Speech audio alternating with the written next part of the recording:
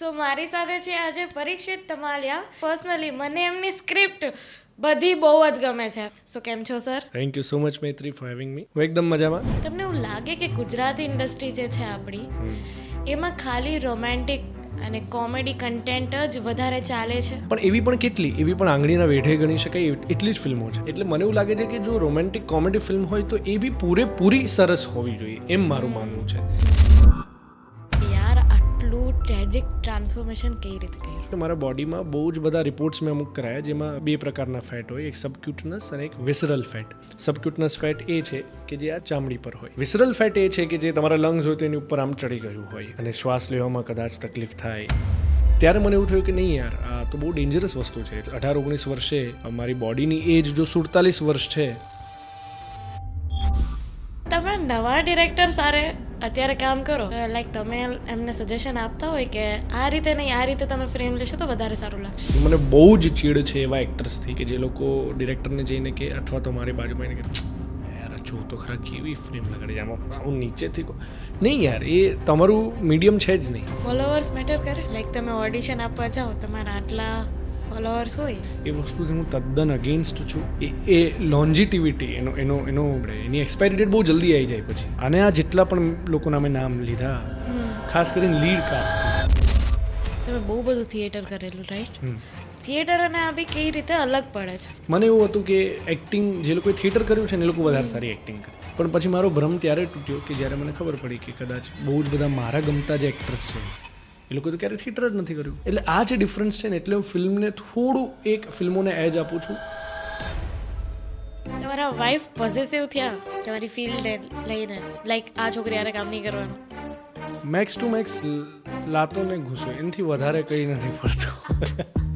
તમારે એક ડાયલોગ બોલવાનો છે. હું અને તું સાતમ આઠમ પર સાહેબની સારવાર અને મારું ઇન્ટરવ્યૂ છોડીને અહીંયા આવ્યા છીએ. દુનિયાદારીનું કંઈક તો ધ્યાન રાખ, અને ઉપરથી કાલે લગન છે, કેમ સંભાળીશું મહેમાનોને? ચલો, મજા આવી મને. આજના પોડકાસ્ટના મારા ગેસ્ટ છે પરીક્ષિત તમાલિયા. એમની સાથે પોડકાસ્ટ કરીને લાઈક એટલી બધી મજા આવી અને એટલું સ્પોટ ઓન, અને એમના ડાયલોગ્સ, એમને મેં એક અલગ જ ટાઈપનો ડાયલોગ આપ્યો હતો અને he said it very well. આજનો પોડકાસ્ટ તમને જોવાની વધારે મજા આવશે. Enjoy the podcast and stay tuned with me to talks.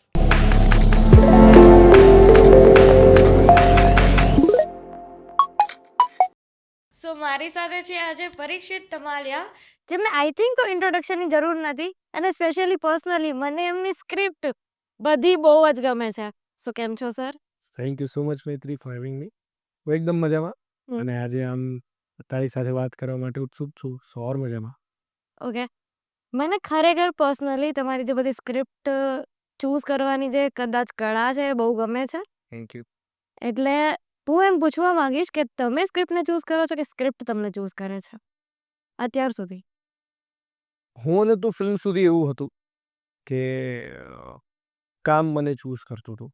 Of course અમુક અંશે એ તમે અમિતાભ બચ્ચન બી બની જાઓ તોય એ ડિરેક્ટરને પ્રોડ્યુસરના મગજમાં તમે એ સ્ક્રિપ્ટ હિસાબે બેસવા જોઈએ, એટલે એ તો રહેવાનું છે. પણ હા, છેલ્લી 4-5 ફિલ્મોથી એવું થયું છે કે એ વધારે મેં ચૂઝ કરી હોય, અથવા મને એવું થયું કે ના, આ તો મારે કરવી જ છે. અને કદાચ એની આસપાસના બીજા ઓપ્શન્સ હોય ને મેં એમાંથી ચૂઝ કરી હોય, એવા છેલ્લા અમુક કામ તો ખરા. હું ને તું પછીના વધારે કે એમાં એવું થયું છે કે મેં સ્ક્રિપ્ટને ચૂઝ કરી હોય, અને અગેન એ લોકોએ પણ મને ચૂઝ કર્યો, એવું નહીં, પણ બંને સાઈડથી થયું હોય.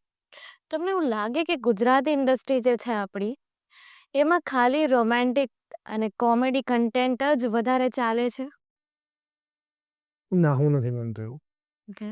કારણ કે એવું ચાલતું હોત, મને નથી લાગતું કે એ પણ વધારે ચાલે છે, એમ હું કહું. ઓકે. નેશનલ એવોર્ડ કઈ ફિલ્મોને મળ્યો? હેલારોને. પછી કચ્છ એક્સપ્રેસને મળ્યો, રેવાને મળેલો, રોંગ્સ એન્ડ રાજુને મળેલો. આમાંથી એક પણ રોમેન્ટિક ફિલ્મ કઈ ફિલ્મની રીમેક બની હિન્દીમાં? વશ.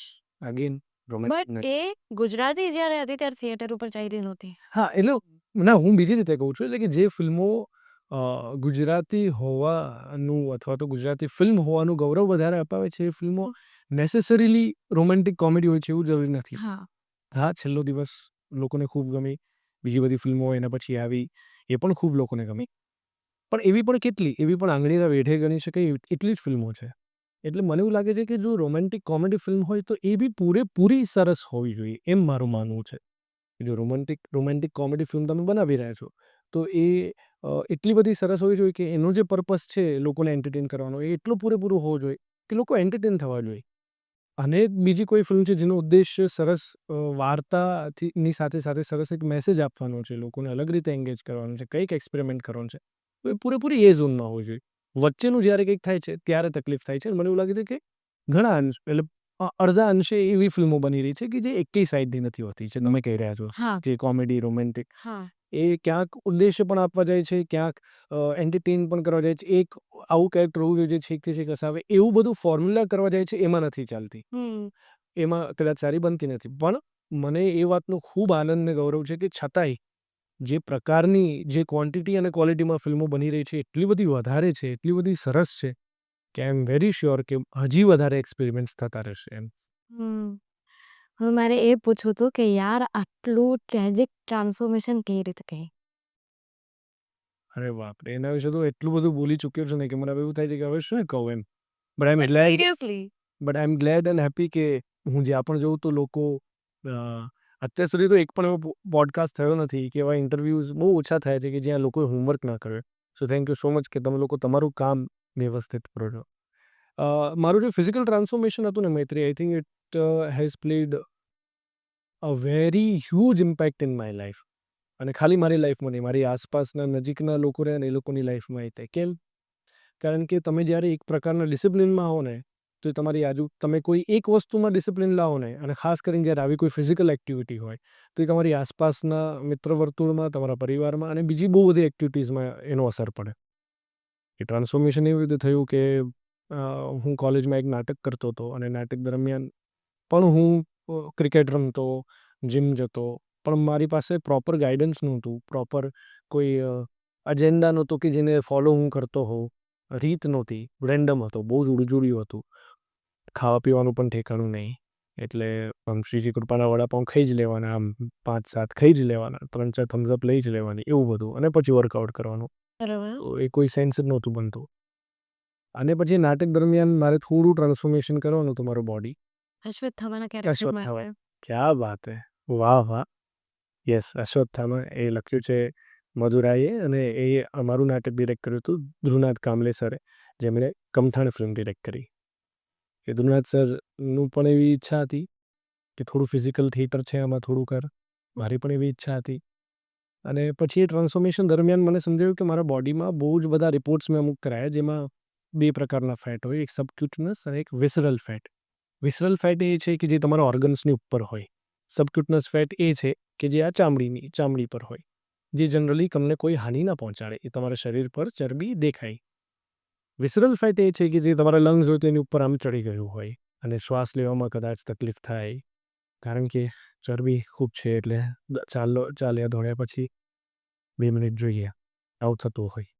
બહુ બધા કારણો હોય, એનું એક વિસરલ ફેટનું આ વર્ઝન પણ છે.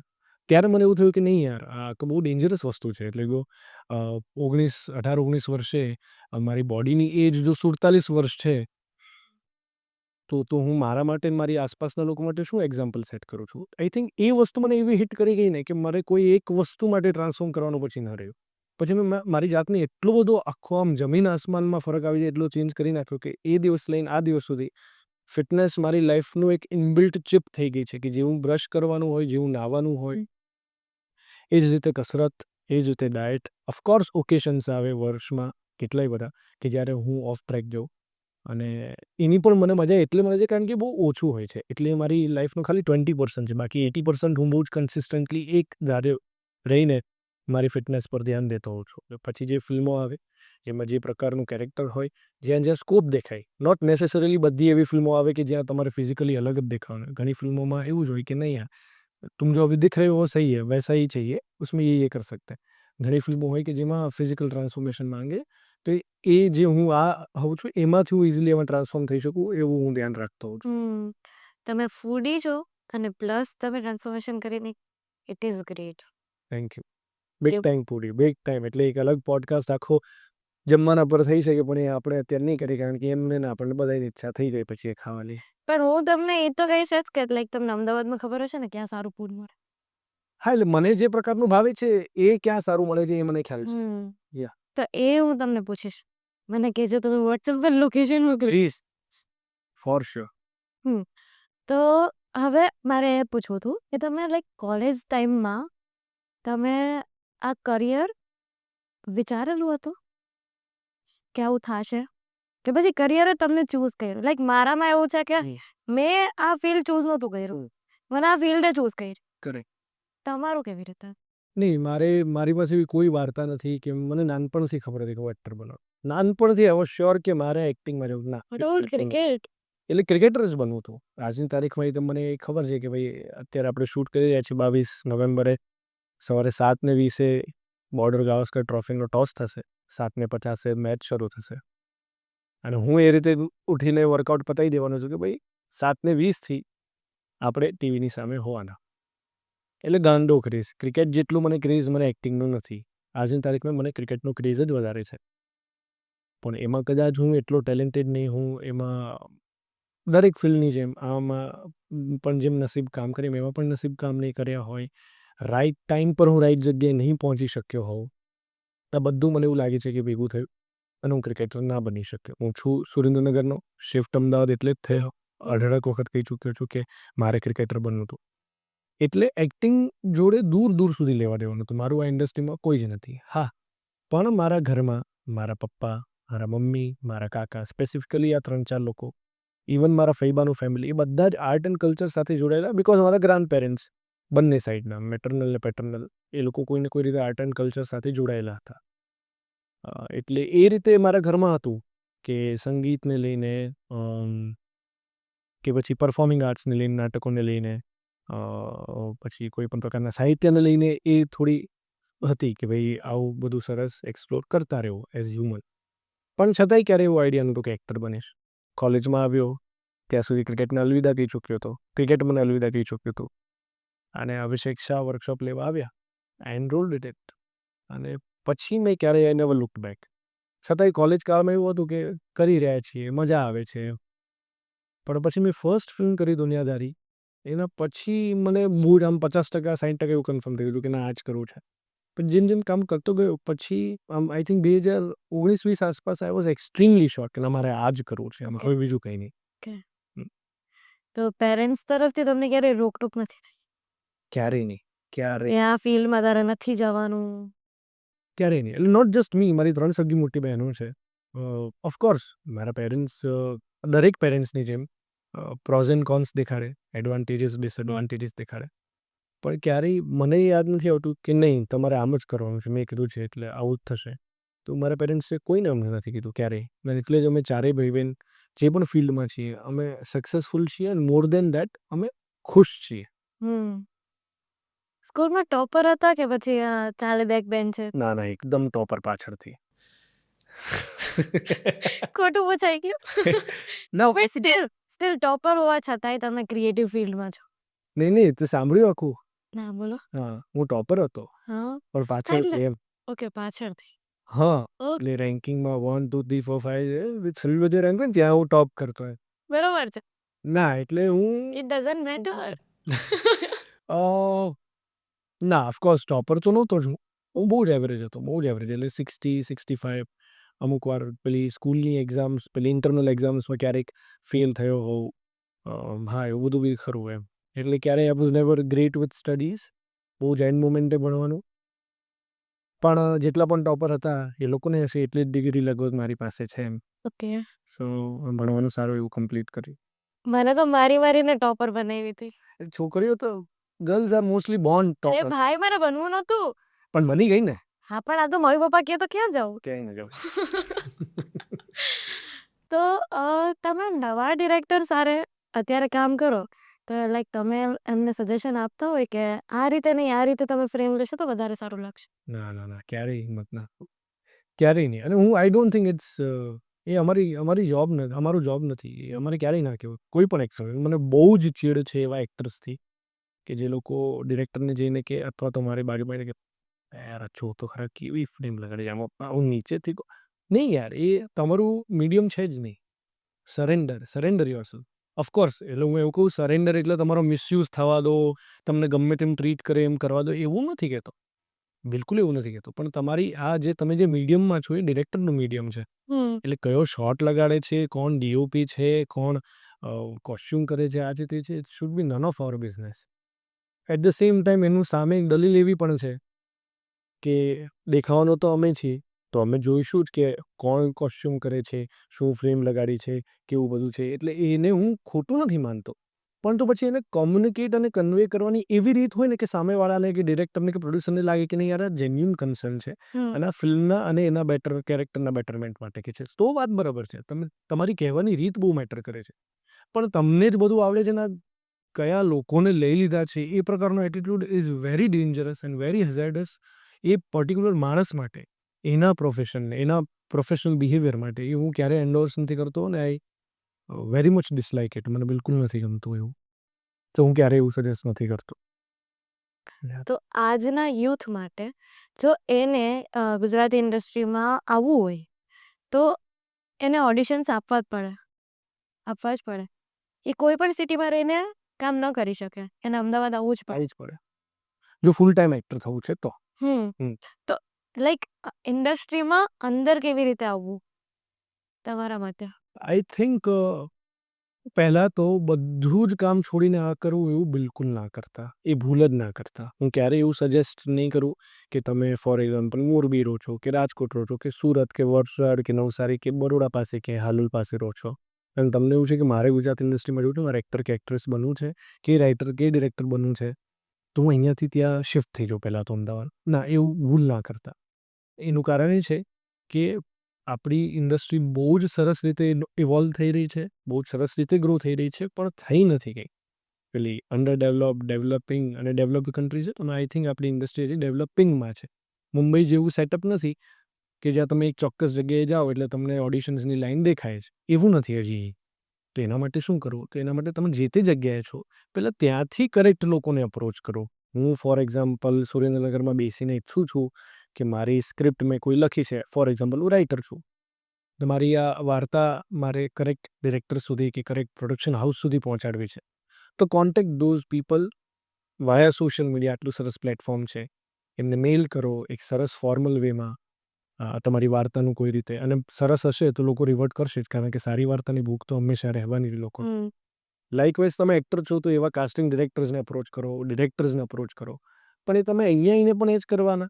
તમે મળીને કરવું એ એના કરતાં અહીંયા આવું શિફ્ટ થઈ જવું ને પછી એ પ્રકારનું ડિપ્રેશન ફેસ કરવું કે યાર કંઈ થઈ નથી રહ્યું, કંઈ બની નથી રહ્યું.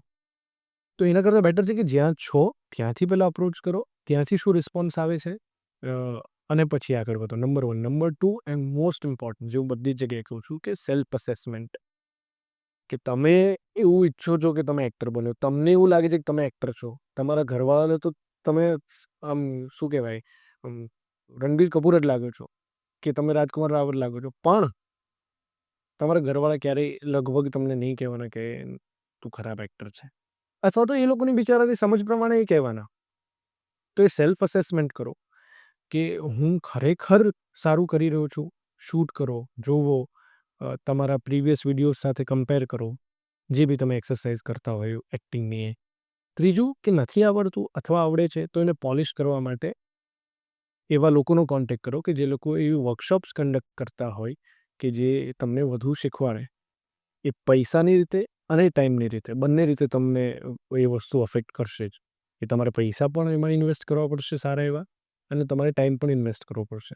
પછી આ એક સરસ સેટઅપ બને એના પછી પણ એવું નથી કે ઓડિશન્સ તમારા માટે રેડી છે. કેમ આજે તમે કોઈ ફિલ્મ બનાવી રહ્યા છો તો તમે મેઇન લીડ્સ તમારે લેવા છે, તો તમારા મગજમાં આ 5 નામ છોકરાઓના અને આ 5 નામ છોકરીઓના છે. એમાંથી કોણ થાય છે, કેવી રીતે, બધી જ રીતે, બજેટ વાઇઝ, અવેલેબિલિટી, મારા કેરેક્ટરમાં કોણ બેસે છે, આના સ્ક્રીન ટેસ્ટ કરે, અચ્છા આને તો 2 સ્ક્રીન ટેસ્ટ જ આપવાની ના પડતી હતી, અચ્છા છોડો. એમ કરીને તમે સિલેક્ટ કરો છો. પછી પ્રાઇમરી કેરેક્ટર્સમાં મારે આમાં નવો ચહેરો જોઈએ છે, તો તમે ઓડિશન્સ બહાર પાડશો. લગભગ ગુજરાતી ફિલ્મો માટેના નવા ચહેરાઓને લીડ્સમાં તરત લેવાતા નથી. એમાં કોઈનો વાંક નથી, કોઈ એવું ઈચ્છતું નથી કે નથી લેવા. પણ બિકોઝ એ જે છે એ અહીંયા સામે છે તો એમાંથી કોણ વધારે સારું કરે છે કે કોણ વધારે બેસે છે. એટલે આ બહુ જ બધા ફેક્ટર્સ છે. એટલે જ્યાં સુધી તમે પોતાની જાતને એક પ્રૂવ ના કરો કે હા હું આ મેદાનમાં ઉતરવા લાયક છું, એટલે એવું નથી કહેતો કે તમે શંકા જ કરો પોતાના, તમે ડાઉટ જ રાખો, પ્રિપેર કરો પોતાને એ પ્રકારના અટેન્ડ કરો વર્કશોપ્સ કે જેથી કરીને તમે વધારે સારું પ્રિપેરેશન કરી શકો. પણ બહુ જ સરસ રીતે પ્લાન એ, પ્લાન બી, પ્લાન સી રાખીને આ કરજો. ખાલી આ પ્લાન ઉપર ના રહેતા એમ. બહુ જ ટૂંકમાં પાર્ટ ટાઈમ કરવાનું, ફૂલ ટાઈમ નહીં કરવાનું. આઈ વોન્ટ સે પાર્ટ ટાઈમ, પણ આ બેઝિકલી જો 17, 18, 19 વર્ષના યુવાનનો આ પ્રશ્ન હોય તો ભણવાનું છોડીને આ કરે એવું હું નથી કે એવું હું સજેસ્ટ નથી કરતો. તમે ડેડિકેટેડ 21 વર્ષના થઈ ગયા છો, ડેડિકેટેડ 1 કે 2 વર્ષ આપો છો આને અમદાવાદ કે મુંબઈ જઈને તો બરાબર છે. પણ કોઈ વસ્તુ કરતા હોય તો એની સાથે કરો તો બંને વસ્તુને મેનેજ કરજો. ખાલી ને ખાલી આ કરો એવું નહીં. અહીંયા એને થિયેટર ક્લબ્સ છે, બહુ જ બધા સરસ મજાના થિયેટર પ્લેસ થતા હોય છે તો એ લોકોને જોઈન કરો. પણ પછી ત્યાં જઈને એવો જ એટીટ્યૂડ હોય કે મારે લીડ રોલ મળે તો જ કરવું છે ને તો નથી કરવું. ના, તમારે કદાચ 1500, 2500, 5000 બેક સ્ટેજ બી કરવું પડે, પણ શીખવા મળશે બહુ બધું. એવી તૈયારી હોય તો જ આવો એમ. હમ હમ હમ. હમ. તો લાઈક તમે કયા કો એક્ટર જોડે મજા આવી કામ કરવાની તમને? હવે હું થોડી એટલે હું એકનું નામ લઉં તો બીજા બધા એમ થાય કે મારી જોડે ખબર નહીં ના ના કરે. એક કામ ના. કરો, મને જીન જોડે બધા જોડે બહુ મજા આવી, પણ એવું નામ લઉં નહીં કે જીન જોડે ખરેખર સૌથી વધારે મજા આવી છે અને કોઈ હિરોઈનને પણ ખોટું ના લાગે. કે લઈ લો એવું નામ. Really? 2 છે એવા તો. એક જ. પણ એ બંને ખરેખર, એક મેલ છે એક ફિમેલ છે. બોલ ચાલ હવે. ઓકે હવે ચાલશે. એક તો સિદ્ધાર્થ સર, સિદ્ધાર્થ રણવીર. હું પૂછવાની જ હતી. Absolutely pleasure working with him. અને બીજું સુપ્રિયા પાઠક. ઓકે. ને હમણાં એક ફિલ્મ કરી આ વર્ષે 2024માં જૂન જુલાઈમાં. એમાં સુપ્રિયા મેમ જોડે મેં 25 દિવસ શૂટ કર્યું અને એબ્સોલ્યુટ પ્લેઝર. એટલે હમુમ્ર લોકો હોય, હમુમ્રના જે એક્ટર છે, હમુમ્ર એક્ટર્સ, એ લોકો જોડે તો મજા આવે જ છે. બહુ જ બધી અલગ પલકની વાતો થાય, તે ઓલાનું કામ જોયું, ઓલીનું કામ જોયું, અરે આ છે તે છે. પણ આ લોકો પાસેથી એટલી અનએક્સપેક્ટેડ અને સરસ મજાની વાતો આવી ને કે જે ડર હું જે સ્ટુડન્ટ બનીને ગયો હતો ને, તો આઈ રિયલાઇઝ મૈત્રી કે એ લોકો પણ એક સ્ટુડન્ટ છે. એટલે હું તો શીખવા જ ગયો હતો કે આ 25 દિવસ સિદ્ધાર્થ સર જોડે કામ છે, 25 દિવસ સુપ્રિયા મેમ જોડે કામ છે, બસ મજા આવશે સ્ટુડન્ટ બનીને જઈ. પણ તમને રિયલાઇઝ થાય કે અરે બાપરે યાર, આ લોકો તો આ ઉંમરે પણ સ્ટુડન્ટ છે. આ લોકો આ ઉંમરે પણ શીખવા માંગે છે. ઇનફેક્ટ ટીકુ સર એટલે આઈ ડોન્ટ નો વાય, પણ મને જેટલા પણ સિનિયર એક્ટર્સ રહ્યા ને, હિતેન સર થઈ ગયા, Tiku sir, Siddharth sir, Supriya ma'am, આ બધા જોડે મને ખરેખર આ લોકો જોડે સૌથી વધારે મજા આવે છે. હું કબૂલું છું, મને અમારી જનરેશનના એક્ટર્સ કરતાં વધારે મને આ લોકો જોડે મજા આવે છે.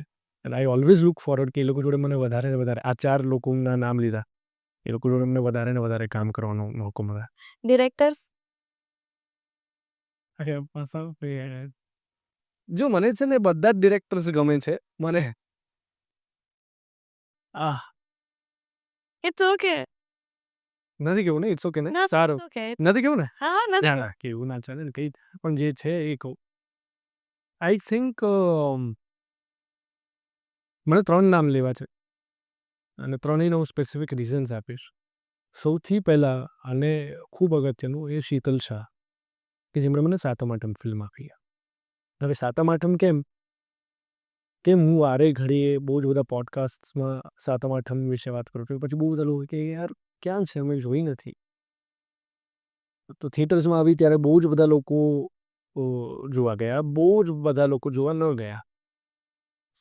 અને આઈ થિંક એ બહુ જ બધી ગુજરાતી ફિલ્મો સાથે આવું થતું હોય છે ને પછી આપણને ખબર પડે ઓટીટી પર આવે એટલે કે યાર આ તો સરસ ફિલ્મ હતી એમ. 2-2.5 વર્ષ રહીને આવે પછી એમ કે યાર અત્યારે બને છે એના કરતાં તો કેટલી સરસ ફિલ્મ હતી આ. મને એવું લાગે છે કે સાતમ આઠમ જોડે પણ એવું થયું છે. ઓટીટી પર આવશે પછી ઓડિયન્સના રિએક્શન વધારે ખબર પડશે. પણ એ Satam Atham was my first film કે જેમાં હું લીડ એક્ટર તરીકે આવ્યો. એના પહેલાંથી હું 3-4 વર્ષથી કામ કરતો હતો. અને 2016માં મેં દુનિયાદારી કરી, એ પણ શીતલ શાહે ડિરેક્ટ કરી હતી. ઓકે. તો હું આજીવન ઋણી રહીશ શીતલ મેમનો, શાયના મેમનો, એમના મધર હિના મેમનો, કે એ લોકોએ મને એવું પ્લેટફોર્મ આપ્યું, મને કાબિલ સમજ્યો કે જ્યારે એક પેલી રેસ ચાલતી હતી, રેટ રેસ ચાલતી હતી કે આને લઈ લો, આને લઈ લો, આને લઈ લો. આ 2-3 જે ઓપ્શન્સ હતા એમાં દે થોટ કે નહીં યાર, મારે એક્ટર જોઈએ છે, મારા કેરેક્ટરને જે ન્યાય આપે ને એવો અભિનેતા જોઈએ છે.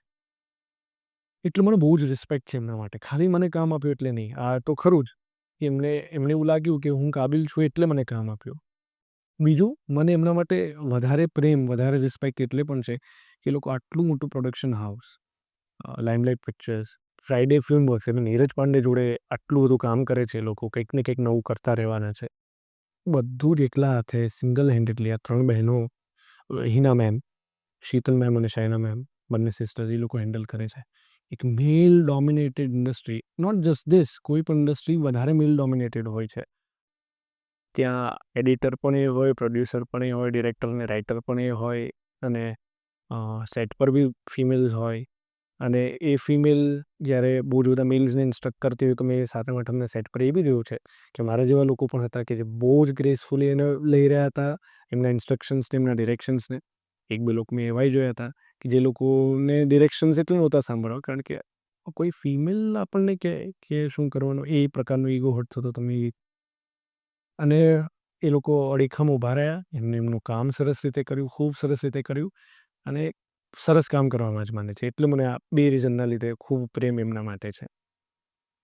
બીજું, કિલ્લોલ સર, જેમણે ઇન્ટરવ્યૂ ફિલ્મ ડિરેક્ટ કરી છે, રજબરાતની ગજબ એ એમને અને પ્રેમ ગઢવીએ ડિરેક્ટ કરી. ઓકે. કિલ્લોલ સર માટે એટલે કારણ કે એ વાર્તાનો ખૂબ બધી વાર્તાઓનો ખજાનો છે એમની પાસે, ખૂબ બધી. અને કેરેક્ટરને લઈને કેવી રીતે અપ્રોચ કરવું ને, એ બહુ મસ્ત સેન્સ છે એમનામાં. ઓવરઓલ ઇન જનરલ ફિલ્મને લઈને તો છે જ, પણ નહીં યાર દોસ્ત, તું આમાં આવું કર, આમાં હાથ તારા બાંધેલા હશે કે આમાં તું આ કર ને, તે કર ને. અચ્છા હા, તું પણ, હા તું શું કરીશ બતા. એટલે એવો ડિરેક્ટર કે જે એક્સ્ટ્રીમ ક્લિયર હોય અને સાથે સાથે તમારા ઇનપુટ્સ લેવા માટે પણ રેડી હોય, તો એ બહુ મેજિકલ વસ્તુ થઈ શકે એમ. તો આઈ થિંક એ રીઝનથી, અને ઇન્ટરવ્યૂમાં એમણે મને જે પ્રકારનું કામ આપ્યું, એ આખી ટીમ, ઇન્ટરવ્યૂની ટીમ, એના માટે I will always be thankful, and he B my favourite. અને મનન સાગર. મનન સાગર એટલે કારણ કે એટલું બધું ક્રિસ્ટલ ક્લિયર વિઝન હોય છે એમનું વસ્તુઓને લઈને. એટલે મારો હીરો કે મારી હિરોઈન કે મારા કેરેક્ટર્સ આ સીનમાં આ કપડાં પહેરશે ને એનો કલર પણ આ હશે, એ લેવલની ક્લેરિટી તો કેવી રીતે હોઈ શકે. માણસ એવું તો કહે કે 2 આ ઓપ્શન્સ પણ રાખજે, ના, મારે આ જ જોઈએ છે. એમાં તું 2 ઓપ્શન સેમ કલરમાં રાખ, પણ કલર તો ચેન્જ નહીં જ થાય.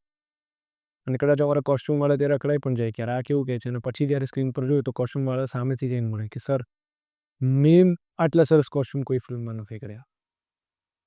અને એમનો જે પ્રકારનો માણસ તરીકેનો સ્વભાવ છે, જેટલા શાંત, એ આ ત્રણેય ઇનફેક્ટ, એવું નહીં કહું કે બાકીના ડિરેક્ટર્સ, મારા જેટલા પણ ડિરેક્ટર્સ, અને ખરેખર આઈ મીન ઇટ, જેટલા પણ મેં ડિરેક્ટર્સ જોડે કામ કર્યું, ચિન્મય પુરોહિત સર હોય, Manan Sagar, Killol sir, Sheetal ma'am, Humayun being a very young director, કાલે લગન છે, કોઈ પણ મેં ચિલ્લામ ચિલ્લી શો શા એ ક્યાં હો રહા હે આમ તેમ ડિરેક્ટર તરીકે બિહેવ કરતા નથી જોયા. તો મને વધારે આદર છે આ બધા જ લોકો માટે. મેં બીજા લોકોને જોયા છે કે જેમાં ડિરેક્ટર તરીકે બિહેવ કરે અથવા તો કોઈ પણ પ્રકારના અપશબ્દો વાપરે, કારણ કે કમાન્ડ હોય ને એ દિવસોમાં, તમને એવું હોય કે આ ટીમ મારી અંડર છે, મારે આ પ્રકારની ભાષા યુઝ કરવી જોઈએ ના. અને આ બધા જ લોકોનું જેટલા બી મેં નામ લીધા, એમનું સિનેમા માટેનું ડેડિકેશન બહુ ક્લિયર છે. એ ફિલ્મો બનાવે છે ત્યારે માત્ર ને માત્ર સારી ફિલ્મ બનાવવાના ઇન્ટેન્શનથી બનાવે છે. બીજા કોઈ ગણિતો નથી કે અહીંયાથી આમ કરી લે, તે કરી લે. અને એટલે બી મને બધા જ, એટલે હું એવું કહું કે ભાઈ આ 5 આંગળીમાંથી આ 3 વધારે ગમે છે ને આ 2 નહીં, તો એ અન્યાય થશે. પણ મેં આ 3ના સ્પેસિફિક રીઝન્સ કીધા કે કેમ, કારણ કે હું અને તું એ મને કમર્શિયલી અને જે પહેચાન આપી છે એ બી મને એકે ફિલ્મે નથી આપી. 7મ 8મે મને જે આપ્યું એના થકી મને બાકી બધું મળ્યું, ને કદું કંઈ શરૂ જ ન થયું. અને ઇન્ટરવ્યૂથી જે પ્રકારનો વર્સેટાલિટી મને મળી, એ બી બહુ અદ્ભુત હતી. એટલે આ 3 લોકો ખાસ, બાકી બધા લોકો પણ સાથે ને સાથે. પણ આ મેં રીઝન્સ કીધા એ. બધાનું નામ લઈ લીધું. બધાને લઈ લીધા, ખબર બી ના પડી ને. ઇન્ટરવ્યુ કોન્ટેન્ટ બહુ સારું હતું. I think like it's perfect story, કે બધી ટાઈપના ઇમોશન્સ આવી ગયા, ફેમિલી આવી ગયું, પ્રોફેશનલિઝમ આવી ગયું, પછી જે પ્રેશર ફીલ થતો હોય એ આવી ગયા, કરેક્ટ. મમ્મી પપ્પાની રિસ્પેક્ટ. બહુ પરફેક્ટ સ્ટોરી એમ, બહુ જ પરફેક્ટ સ્ટોરી. મને ખરેખર સખત ગમી હતી. Thank you. અને એનો ક્રેડિટ પૂરેપૂરો અમારી ટીમને જાય છે. અને હું માનું છું કે સારી ફિલ્મ બને કે ખરાબ ફિલ્મ બને એનો ક્રેડિટ તો ડિરેક્ટરને જવો જોઈએ. એટલે સારી ફિલ્મ નહીં જવો જોઈએ, ખરાબ નહીં જવો જોઈએ. એટલે કારણ કે આ અગેન કહ્યું એમ ડિરેક્ટરનું મીડિયમ છે.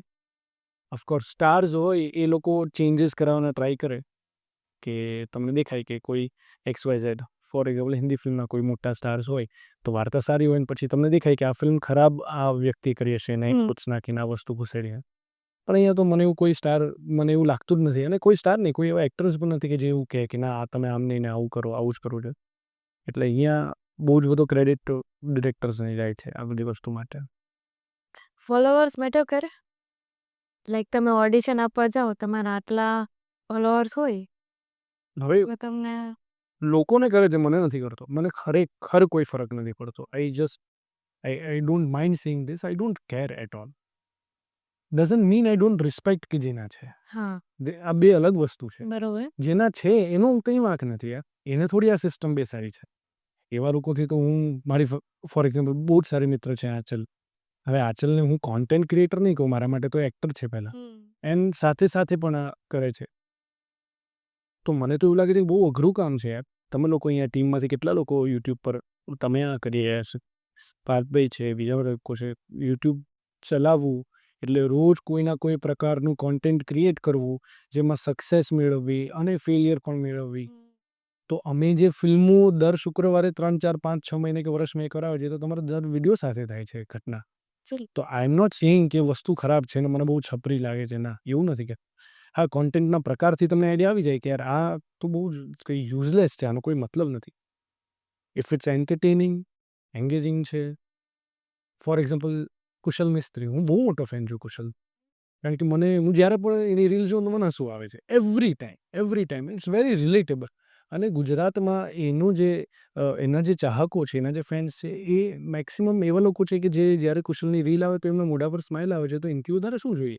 ત્યારે હું એવી ડિબેટ કરું કે હું તો આવું મારાથી ના જ થાય. હું આવી મારી કનેક્ટિવિટી છે જ નહીં જેવી કુશલની છે. તો મને એ પ્રકારનું રિસ્પેક્ટ છે જ એના માટે. આંચલનું બી મને અલગ છે. જેટલા પણ છે, વિશાલ છે, આંચલ છે. પણ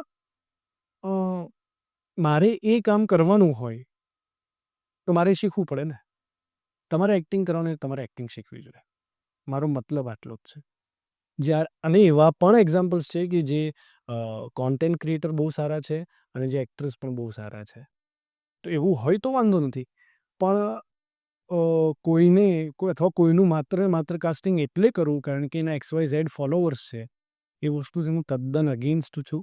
અને આ જેટલા પણ લોકોના મેં નામ લીધા, જેટલા પણ મારા મિત્રો છે, જે એના સિવાયના પણ જેટલા પણ લોકો છે, બધા જ લોકો આ વાત સાથે સહેમત થશે કે કોઈના XYZ ફોલોવર્સ હોય એના લીધે એનું કાસ્ટિંગ થાય તો એને પણ પોસાતી વાત એટલે નથી, કારણ કે એને પણ એના મેરિટ પર કાસ્ટ થવું છે. રાઈટ? એ લોન્જિટિવિટી એનો શું કહેવાય આપણે, એની એક્સપાયરી ડેટ બહુ જલ્દી આવી જાય પછી. એટલે એ માણસ પણ, અને મેં બહુ બધા એવા ફ્રેન્ડ્સ જોયા છે કે જે લોકો વર્કશોપ અટેન્ડ કરી રહ્યા છે, જે લોકો શીખી રહ્યા છે, જે શીખવા માંગે છે, જે અમને પણ પૂછે કે યાર આ બરાબર થઈ રહ્યું છે. તો એવા લોકો તો બહુ જ સરસ છે. બાકી બધા પણ બહુ સરસ છે. પણ જે પ્રોડક્શન હાઉસીસ કે બીજા બધા, અમદાવાદમાં તો મેં ઓનેસ્ટલી કહું તો મેં એવું કલ્ચર નથી જોયું. અમદાવાદમાં ખરેખર ગુજરાતી ફિલ્મોમાં એવું કલ્ચર નથી કે આને એટલે લઈએ કે આના ફોલોઅર્સ વધારે છે. ખાસ કરીને લીડ કાસ્ટમાં. હા, તમે તમારી ફિલ્મોમાં ક્યાંક કોઈ બેસતું હોય કેરેક્ટરમાં અને ઇટ હેપન્સ ટુ બી કે એના ફોલોઅર્સ પણ વધારે છે, તો એ ગણિત અમુક પ્રોડ્યુસરનું હોય તો અમુક અંશે ખોટું નથી. પણ એ માણસને કશું આવડતું જ ના હોય, એ બોલે બી ના શકે, અને તમે એને આખી ફિલ્મનો 2 કરોડની ફિલ્મનો ભાર એના ખભે નાખી દો, તો એના સાથે અન્યાય છે. એનું ફિલ્મનું કરિયર જ ત્યાં પતી જાય છે. બરોબર. તો હિન્દી ફિલ્મોમાં છે. હવે જ્યારે ઓડિશન્સ આવે તો ફોલોઅર્સનો તમારા માંગતા હોય છે સ્ક્રીનશોટ્સ ને બધું. હું એની તદ્દન અગેન્સ્ટ છું. મને બિલકુલ પોસાતી કે ગમતી વાત નથી. અને એના માટે થઈને હું મારું ઇન્સ્ટાગ્રામ પર કામ કરીશ એવું ક્યારેય નહીં થાય. મને મન થાય ને હું મારા મજા માટે કરી શકું છું. That is a whole different thing. કે હું આજે ઉઠીને 4 રીલ્સ બનાવું, કાલે ઉઠીને 10 બનાવું, ને અઠવાડિયે 5 ને 10 ને જે બી એના ગણિત હોય. હું મારા માટે કરી શકું છું. વિધાઉટ કેરિંગ કે ઓડિયન્સ કે મારી પબ્લિક શું કહે છે, કે મારી ઇન્ડસ્ટ્રીના લોકો શું કહે છે. એ મજા અલગ વસ્તુ છે. પણ એ મને કામ મળે એનાથી, એના માટે તો હું ક્યારેય નહીં કરું. તમે બહુ બધું થિયેટર કરેલું, રાઈટ? તો તમારું જે થિયેટર એક્સપિરિયન્સ છે એ તમને આમાં કઈ રીતે હેલ્પફુલ થયો? થિયેટર અને આ બી કઈ રીતે અલગ પડે છે? મેં એક વખત છે ને એવું સાંભળ્યું હતું ને સમજ્યો તો હું કે દુનિયાભરમાં મને એવું હતું કે એક્ટિંગ જે લોકોએ થિયેટર કર્યું છે ને એ લોકો વધારે સારી એક્ટિંગ કરે એવું મને હતું બહુ જ ઇનિશિયલી. પણ પછી મારો ભ્રમ ત્યારે તૂટ્યો કે જ્યારે મને ખબર પડી કે કદાચ બહુ જ બધા મારા ગમતા જે એક્ટર્સ છે એ લોકો તો ક્યારેય થિયેટર જ નથી કર્યું. તો એક્ટિંગની ડેફિનેશન દુનિયાભરમાં સેમ છે, એની પ્રોસેસ સેમ જ છે, એની ટેકનિક્સ અને રીત અલગ અલગ હોઈ શકે, તમારો અપ્રોચ અલગ હોઈ શકે, પણ ઇન્ટરનલ જે પ્રોસેસ છે એ સેમ છે. પછી એમાં મેથડ એક્ટિંગ કહો, આ કહો તે કહો, એ બધી જે છે એ બધી ટેકનિક્સ છે. થિયેટરે મને એ શીખવ્યું મૈત્રી કે એક જે how to for example actor તરીકે વાત કરું તો how to approach a character એના મને બહુ જ 4-5 રીત જ ખબર છે. અને તમને એમ થાય કે બસ આવી રીતે જ હોય ને એમ કે આ કરવાનું છે તો મારે આ પ્રોપ આ ગ્લાસ સીનમાં આમથી લઈને આમ મૂકવાનો છે. તો એટલો બધો યુઝ ટુ થઈ જાઉં કે જ્યારે હું પકડું ને તો હું કદાચ તમારી સાથે વાત કરતાં કરતાં એક મિનિટ આવું ના થાય એમ એવું જ નેચરલી કે હા કેવું છે આમ છે તેવું છે વોટ એવર. તો how to get use to your surroundings, તમારી આસપાસના વાતાવરણને કેવી રીતે આત્મસાત કરી લેવું, તમારા પાત્રને કેવી રીતે આત્મસાત કરી લેવું અને જીવવું કેટલું ક્યારે. ઘણી વખત છે ને થિયેટરમાં તો કેવું હોય છે કે શરૂ થાય નાટક ને પતે તો એ તમે 2 કલાક 2.5 કલાક 3 કલાક એકાંકી હોય તો 40-45 મિનિટ કલાક પૂરેપૂરા એ પાત્રમાં રહો. ફિલ્મમાં તો એવું થતું નથી. સીન સવારે કર્યો, લંચ બ્રેક, પછી તમારો સાંજે સનસેટ વખતે એક શોટ આવશે અને પછી સીધું 15 દિવસ પછી તમારો ક્લાઇમેક્સ શૂટ થવાનું, આટલું બધું છે. તો એ ફિલ્મની ટેકનિક પણ શીખવી જરૂરી છે. પણ એ ટેકનિકમાં ઘૂસતા પહેલાંની જે પ્રોસેસ છે ને એ થિયેટરે શીખવી, ટીમ બિલ્ડિંગ થિયેટરે શીખવી. ઇનડિરેક્ટલી એ ડિરેક્ટલી થિયેટર નહોતું શીખવી રહ્યું, પણ મેં જે શીખ્યું થિયેટરથી એ છે પ્રોફેશનલિઝમ, એક પ્રકારની discipline. Discipline is the biggest learning from theatre. મને જે મળ્યું છે ડિસિપ્લિન એટલે તમારા કામ પ્રત્યે કયા પ્રકારની ડિસિપ્લિન હોવી જોઈએ, તમારા ટીમ પ્રત્યે, તમારા ડિરેક્ટર્સ, રાઇટર્સ, પ્રોડ્યુસર્સ તો નાટકમાં એઝ સચ ના હોય, પણ એ કોઈ પણ પ્રકારના ટીમની સાથે ટીમ બિલ્ડિંગ કેવી રીતે થાય, ટીમ બોન્ડિંગ કેવી રીતે થાય, because it's a collaborative work. હું એકલો જઈને તો લાઇટ કરીશ, કેમેરા કરીશ, અહીંયા બી આપણે 5 લોકો 6 લોકો 7 લોકો છીએ ને, તો એવું તો થવાનું નથી. તો એ ટીમ બિલ્ડિંગ ને ડિસિપ્લિન. બટ આઈ થિંક કે એ બંને વચ્ચેનો ડિફરન્સ તો એ તો સાંભળતા જ આવ્યા છે કે ભાઈ થિયેટરમાં તમારે છેલ્લે સુધી પહોંચાડવાનું હોય, ફિલ્મમાં તો તમે આટલું બી કરો તો પકડાઈ જાય. એ બહુ જ એ તો છે જ, પણ એ બહુ ગિવન ડિફરન્સ છે. એ તો બધાને ખબર છે એમ, એ દરેક ઓડિયન્સને ખબર. એના સિવાયનો ડિફરન્સ મને એવું લાગે છે કે ફિલ્મો હતી ને એ વધારે લોકોને કેટર થાય છે, વધારે બહોળા વર્ગને તમે વધારે ઓડિયન્સ ચાલી સુધી શકો. પહોંચે છે. એટલે ફિલ્મોને હું વધારે ઇમ્પોર્ટન્ટ એમ નહીં કહું, પણ લોકોના દ્રષ્ટિકોણથી વધારે ઇમ્પોર્ટન્ટ છે, કારણ કે બંને કામ કરી શકે છે. એન્ટરટેનમેન્ટ પ્રોવાઈડ કરવાનો અને મેસેજ આપવાનો. નાટક પણ કરી શકે છે, પણ નાટક એક સાથે 700 લોકોને જ કરી શકે છે. એક દિવસમાં 400માં 2800 લોકોને કરી શકશે. ફિલ્મો એક દિવસમાં લાખો લોકોને દુનિયાભરમાં કરી શકે. બિલકુલ. એટલે આ જે ડિફરન્સ છે ને, એટલે હું ફિલ્મને થોડું ફિલ્મોને એજ આપું છું. આર્ટ ફોર્મ થિયેટરની જેવું નથી કહેતો, ફિલ્મોની રીચ જે પ્રકારની છે ને, એટલે ફિલ્મનું જે માધ્યમ છે એના થકી તમે બહુ જ મોટી વાત બહુ જ મોટા વર્ગને કરી શકો. એટલે એ મને બહુ ગમતી વાત છે ફિલ્મની. અને પ્લસ તમે વિચારો ને યાર કે થિયેટરમાં તો ઇન્ટેન્સિટી હોવી જ જોઈએ, ના હોય ને તો તમારે થિયેટર ના કરાય. એટલે it's very easy to maintain intensity in theatre, because you just have to work hard and you just have to be in that zone, એ કેરેક્ટરમાં, એ વાતાવરણમાં. થિયેટરમાં એટલું મને એવું લાગે છે એટલું ઘણી છે. ફિલ્મોમાં એવું છે નહીં. લાઇટનો અવાજ થઈ રહ્યો છે, લોકો કકડાટ કરી રહ્યા, ત્યાં કોઈ ઝઘડી રહ્યું છે, કોઈ ઈપી કોઈની જોડે ઝઘડી રહ્યો છે કે કંઈક કામ કરાવી રહ્યો છે, ખાવાનું લાગી રહ્યું છે, તમે તમારા ઝોનમાં છો, સ્પોટ દબાવીને પૂછી જાય પાણી નહીં છે દાદા થેન્ક યુ, તમે વિચારી રહ્યા છો 50-100 વસ્તુ થઈ રહી છે. અને પછી જ્યારે તમે પરફોર્મ કરવા જાઓ એટલે રાતના 3 વાગે વિરાન કોઈ ગામડામાં કે કોઈ પાદરની જગ્યાએ તમે કોઈ એવો સીન ભજવી રહ્યા છો કે તમારે રોવાનું છે, તમને પવન સુસવાટા મારી રહ્યું છે, તમને ઠંડી પણ લાગી રહી છે, પણ એ 2.5-3-4 મિનિટ તમે જે પરફોર્મ કર્યા તમને કોઈ જ વસ્તુ અડતી નથી, નડતી નથી, અને તમે એ જ ઇન્ટેન્સિટી સાથે એ 4 મિનિટ પરફોર્મ કરો છો, અને પછી ડિરેક્ટર બોલે કટ, અને તમને એમ થાય હાશ, પછી ડિરેક્ટર એવું કહે કે બહુ જ મસ્ત હતું, એક હવે હજી એક આ એંગલથી કરી લે. એટલે તમે વિચારો કે એ કેટલી મહેનત માંગી લે છે. બહુ આ બધી વસ્તુ વચ્ચે ફોકસ અને કોન્સન્ટ્રેટ કરવું is more tough than theatre. બિકોઝ થિયેટરમાં તો બધા જ એ જ લોકો ઓપ્ટ કરે છે, એ જ લોકો ઇન્વોલ્વ ને વોલેન્ટિયર થાય છે કે જે લોકોને થિયેટર કરવું છે. ફિલ્મમાં એવું નથી. ફિલ્મમાં લાઇટવાળાને કોઈ લેવા દેવા નથી ઘણી વખત ફિલ્મ મેકિંગથી. દેટ ડઝન્ટ મીન કે એને સમજ નથી. હમ ये भी तुमने कैसे कि सर मैंने ना गोविंदा की ये फिल्में की है, गोविंदा के साथ फोटो भी है अपना और वो ऐसे करता था सीन. એવા પણ લાઇટ વાળા અમને મળે છે. બરોબર એ લોકોને ફિલ્મ મેકિંગ વિશે ભલે ના ખબર પડતી હોય પણ એ લોકોને બહુ જ બધા એક્સપિરિયન્સીસ રહી ચૂક્યા છે. પણ આ બધી તકલીફ વચ્ચે તમારે બેસ્ટ વસ્તુ કાઢવાની. એટલે મને એવું લાગે છે કે film making sometimes is more tough. Theatre easy એ રીતે છે કે તમારે બધાએ રહેવાનું છે એ ઝોનમાં અને સરસ રીતે કામ કરવાનું જ છે. એવા જ લોકો જોડાયા છે કે જે લોકો બેસ્ટ જ આપવા તૈયાર છે. ફિલ્મ મેકિંગમાં 19, 20, 21 બધા પ્રકારના લોકો જોડાયા છે અને તમારે બેસ્ટ આપવાનું છે. એટલે I think film making is more tough and more fun. Hmm આ એક થિંગ મને ઘણી વાર ફેસ થયેલી લાઈક આપણી ક્યાંક જીભ ચોટી ગઈ હોય ને તમારું મગજ ચોટી ગયું હોય ને એ ડાયલોગ પછી બહાર જ ન નીકળે થોડા ટાઈમ માટે જ. હવે ક્યારે થયેલી? ના, આજ સુધી ક્યારેય નહોતું થયું. એક જ વખત મેં મારી લાઈફમાં એટલે થિયેટરમાં અને ફિલ્મોમાં એક જ વખત એવું થયું છે કે મારે 25, 30, 35 ટેક થયા હોય ને હું આવી રીતે ચોક્કસ જગ્યાએ આઈને અટકી જતો હોઉં જેમ અત્યારે અટક્યો.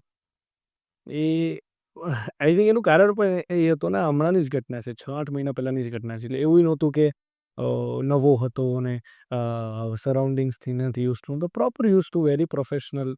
પણ આઈ થિંક એક એડ હતી અને મારી કોલેજનો મારો senior A one of those actors કે જેને હું બહુ માનું છું. પલકેશ કરીને છે. બહુ બધા મિત્રો ઓળખે બી છે એને. એ રાઇટર ડિરેક્ટર છે. નાટકો ખૂબ સરસ કરે છે. એ ડિરેક્ટ કરતો હતો એડ. અને આઈ ડોન્ટ નો વાય મે બી એ હું યુઝ ટુ નહીં થયો એ વાતાવરણથી અથવા ઇન્સ્ટ્રક્શન્સથી અને હું એટલો બધો 5-6 ટેક પછી કોન્શિયસ થઈ ગયો હોઈશ કે I could just not deliver જે એની ઈચ્છા હતી. અને એટલું સિમ્પલ હતું કે મારે કોઈ એક એપ્લિકેશન વિશે બોલવાનું હતું કે ભાઈ આ એપ્લિકેશન છે તમે અહીંયાથી ડાઉનલોડ કરી શકો છો, આ છે તેમ છે ફલાણું આટલું જ. Very informative.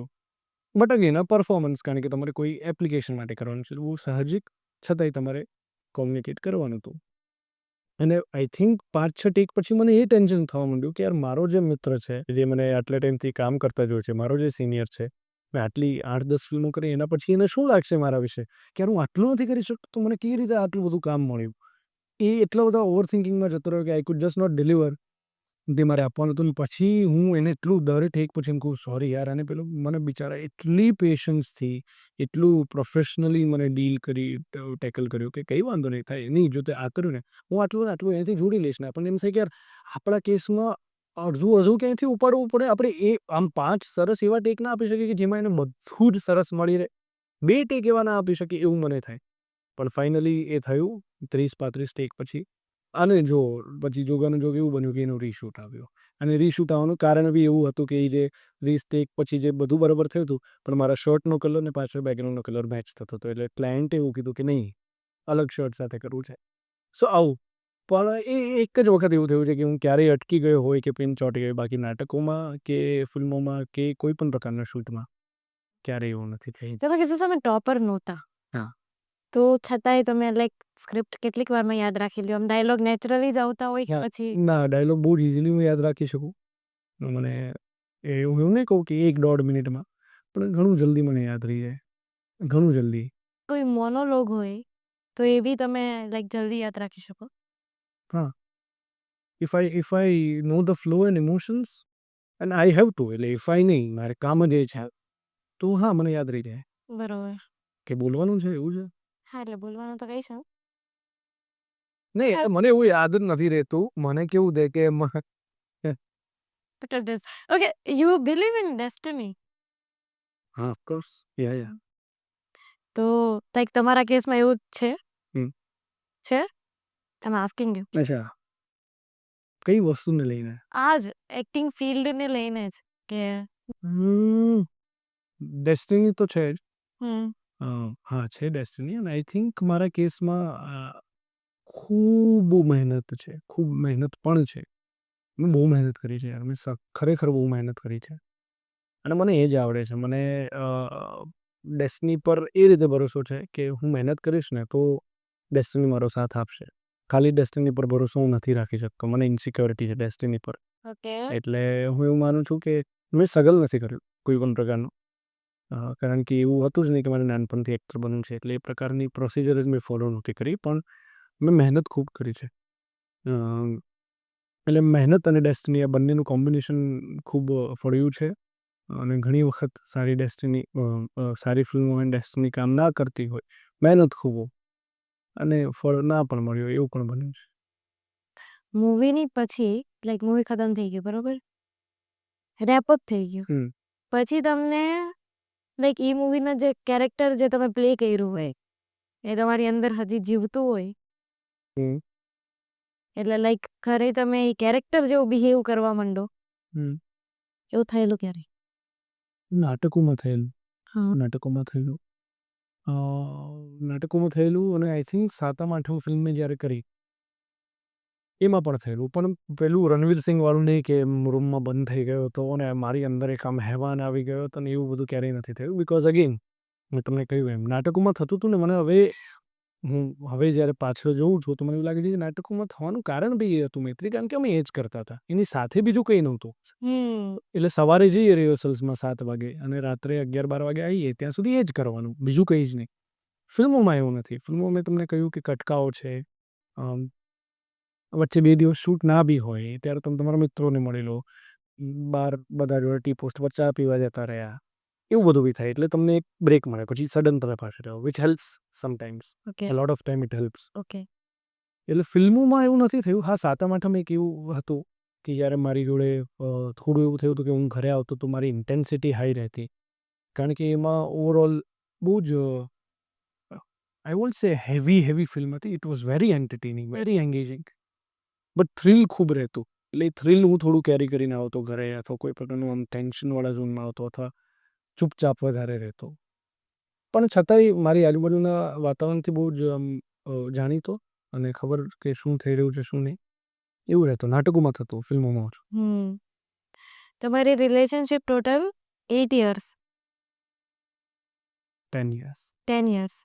11 years. Okay, 11 years. તો આ બહુ બહુ વધારે લોંગ ટાઈમ છે. નથી રાખવી તો શું એટલે નથી રાખવો એટલો સમય? ના ના, અચ્છા, અરે મને એવું લાગે કમ્પ્લેન છે કે બહુ વધારે લોંગ ટાઈમ છે યાર.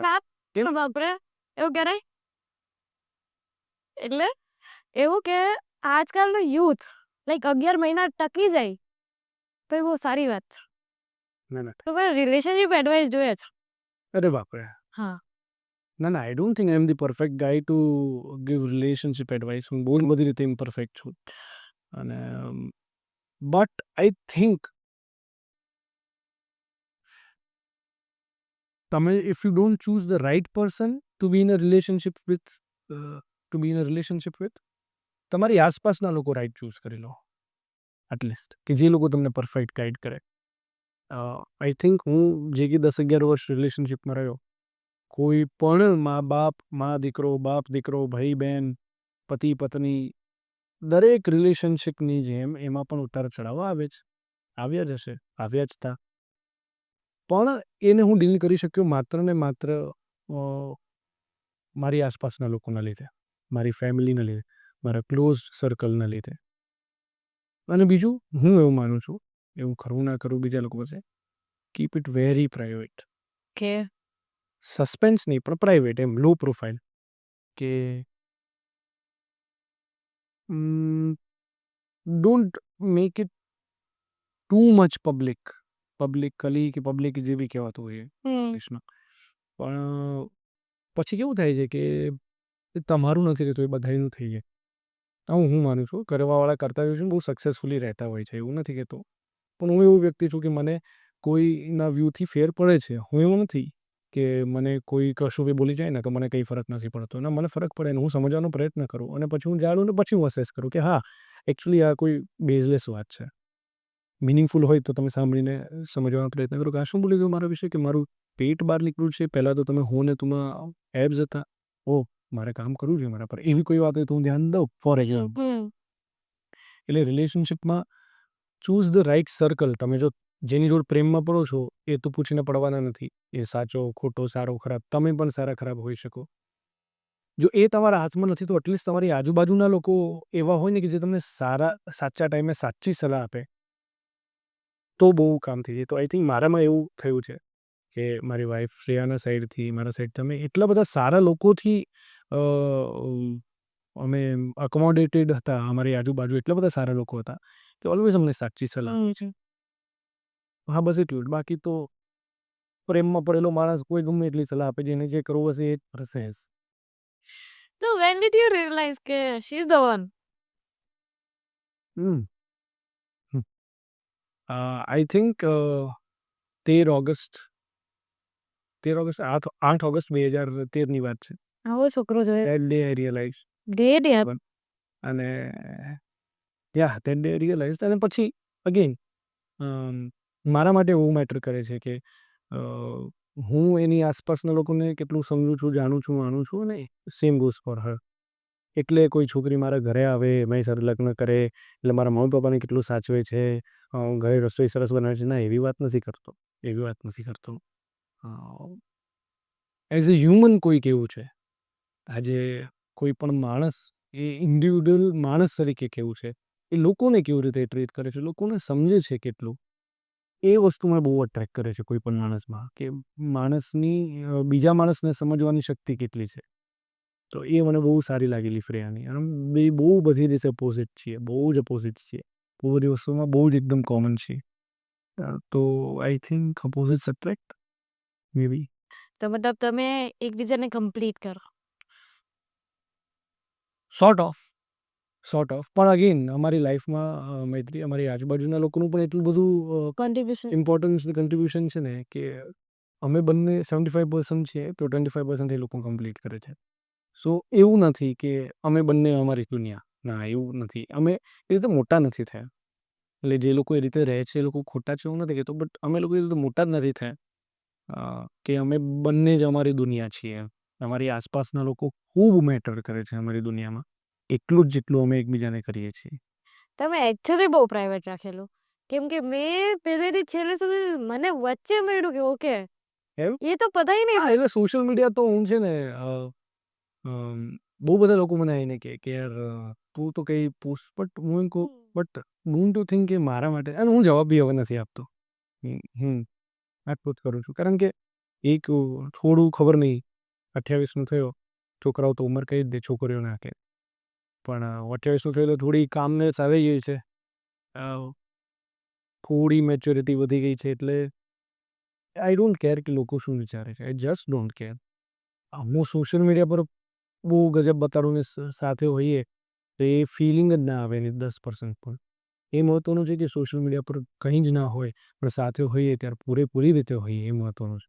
તો સોશિયલ મીડિયા એ બહુ જ બધી વસ્તુ બનાવી શકે, બહુ જ બધી વસ્તુ બગાડી શકે. તો હું એનો પર્સનલ લાઈફ માટે બહુ ઉપયોગ નથી કરતો. એ મારું એન્ટરટેનમેન્ટ છે. મને જ્યારે જે ઈચ્છા થશે એ પોસ્ટ કરીશ. That's it. એટલું જ. મને તો લાઈક મેં તમને હું અને તુંમાં જોયા બરોબર, તો લાઈક કેટલો સરસ છોકરો છે, કેટલો હેન્ડસમ છે આ તે. પછી હમણાં મને ખબર પડી આ ઇન્ટરવ્યૂ માટે મેં આખું તમારું પ્રોફાઇલ સ્ટોક કર્યું ત્યારે તો ઓહો હો. નથી હવે હેન્ડસમ. ના ના હેન્ડસમ તો છે તો પણ હવે બુક થઈ ગયો છે એમ આ રજી. મને નથી સમજાતું. તમે લોકો બી મને કહેજો ત્યાંથી ઊભા ઊભા. છોકરોને લગ્ન થયા હોય તો એ છોકરીઓને કેવું આમ સારા વેમાં અટેન્શન જોઈએ કે નહીં, લગ્ન થઈ ગયા છે પણ યાર અમે હજી યંગ છીએ, અમે સુંદર. એ છોકરાઓને તો લગ્ન થઈ ગયા એમાં તો હેન્ડસમ હતો પણ લગ્ન, એટલે અમે તો આખા જાણે તાન પડી ગઈ સીધી ને ખબર નહીં શું આખું આમ અંકલ બની ગયા સીધા. એવું નહીં યાર, છોકરાઓ can be married and steel B good looking. અરે યુ આર હેન્ડસમ. બસ મારે વખાણ સાંભળવા હતા એકચ્યુઅલી, એટલે મેં કીધું. બટ એ જોઈ ને કે લાઈક કેટલી બધી છોકરીઓનું દિલ તૂટી ગયું. કોઈ એવું કશું ના હોય. અરે છે યાર. ના ના, એવું નથી. કેમ કે મને શોખ થયું હતું. દિલ એકદમ આમ સંભાળીને રાખો, નહીં તો હું એને શાંતિ જઈશ. કારણ કે તમારે મારા બહુ જ બધા કામ વખાણવાના છે હજી આગળ જતા, એટલે દિલ સંભાળીને રાખજો. તો ક્યારે તમારા વાઈફ પોઝેસિવ થયા તમારી ફિલ્ડ લઈને, લાઈક આ છોકરી યારે કામ નહીં કરવાનું? ના ના, એવું તો ક્યારેય નહીં. એવું તો ક્યારેય નહીં. એનું રીઝન એ છે બિકોઝ અમે જ્યારથી એકબીજાને જાણવાનું, ઓળખવાનું શરૂ કર્યું હતું, અમે સાથે ગ્રો થયા ત્યારે આ ફિલ્ડમાં એન્ટર થયા અને હજી સુધી છીએ. એ પણ હેર સ્ટાઇલિસ્ટ છે, હેર ડિઝાઇનર છે, હેર સ્ટાઇલિસ્ટ છે. મુંબઈ જઈને ભણીને આવી. ઇનફેક્ટ એને જે ગમતી વસ્તુ હતી એમાં એણે મારા કરતાં વધારે ભણી અને વધારે શીખી. હું ક્યાંય એક્ટિંગ શીખવા નથી ગયો અને આજની તારીખે એ શીખી રહી છે અને કામ કરી રહી છે.